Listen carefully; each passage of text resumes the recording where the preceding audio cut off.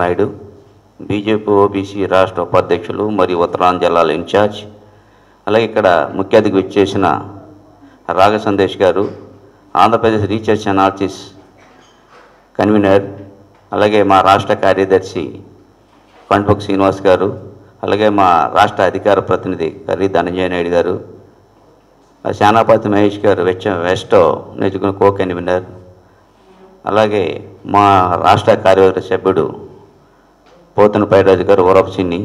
ఈ యొక్క press meet ముఖ్య ఉద్దేశం ఏంటంటే, మొన్న పశ్చిమ బెంగాల్లో ఓబీసీలకి హైకోర్టు 5 లక్షల మందికి రిజర్వేషన్ ఇస్తే మా మిత్రులు ఇప్పుడు చెప్పారు. ముఖ్య ఉద్దేశం అయితే అదే. ఇప్పుడు ఈ యొక్క సమావేశాన్ని ఉద్దేశించి మా సెక్రటరీ అండి కంటిపల్లి శ్రీనివాస్ గారు వివరంగా వివరిస్తారు. రీసెంట్గా కల్కటా హైకోర్టులో ఒక జడ్జిమెంట్ వచ్చింది. చాలామందికి దాని గురించి క్లారిటీ లేదు. అదేంటంటే, ముస్లిమ్స్కి రిజర్వేషన్స్ కంప్లీట్గా తీసేశారు అని అనుకుంటున్నారు.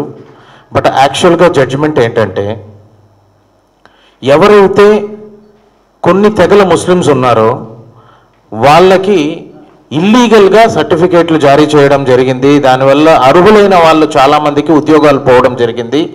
వాళ్ళకు అర్హత లేని వాళ్ళకి కూడా ఉద్యోగాలు ఇల్లీగల్గా మమతా బెనర్జీ గారి గవర్నమెంట్ ఇచ్చిందండి.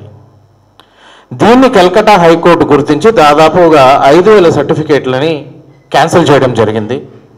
భారతీయ జనతా పార్టీ మైనారిటీస్కి ఖచ్చితంగా సపోర్టివ్గానే ఉంటుంది. ద సేమ్ వే ఇప్పుడు జరిగిన మోసం ఏదైతే ఉందో, మమతా బెనర్జీ గవర్నమెంట్ చేసిన మోసం ఏదైతే ఉందో, అది ఓబీసీలందరికీ చాలా పెద్ద దెబ్బ. కానీ మమతా బెనర్జీ యొక్క మమతా బెనర్జీ చేసిన ఈ మోసానికి చంపబెట్టులాగా కల్కటా హైకోర్టు జడ్జిమెంట్ ఇచ్చింది. దీని మీద వాళ్ళు సుప్రీంకోర్టుకు అప్పీల్కి వెళ్ళడము జరిగింది. అండ్ అప్పీల్ ఈ స్టిల్ ఇన్స్టాగ్, ఇంకా అడ్మిషన్ కూడా కాలేదు. దీన్ని బట్టే మనం అర్థం చేసుకోవచ్చు జ్యుడిషియల్ సిస్టమ్ ఎంత క్లియర్గా ఉంది అన్నది. అండ్ ఇటువంటి మోసాలు జస్ట్ వెస్ట్ బెంగాల్లోనే కాదు, చాలా చోట్ల జరిగినాయి. And once we form the new government, దీని మీద భారతీయ జనతా పార్టీ ఓబీసీ మోర్చా నాయకత్వం ఖచ్చితంగా పోరాటం చేస్తుంది. And we will also be with the justified people, and also we will be abiding with the justice. And before I conclude, మా అందరికీ ఈ opportunity ఇచ్చిన గోపి శ్రీనివాస్ గారికి ధన్యవాదాలు. Thank you.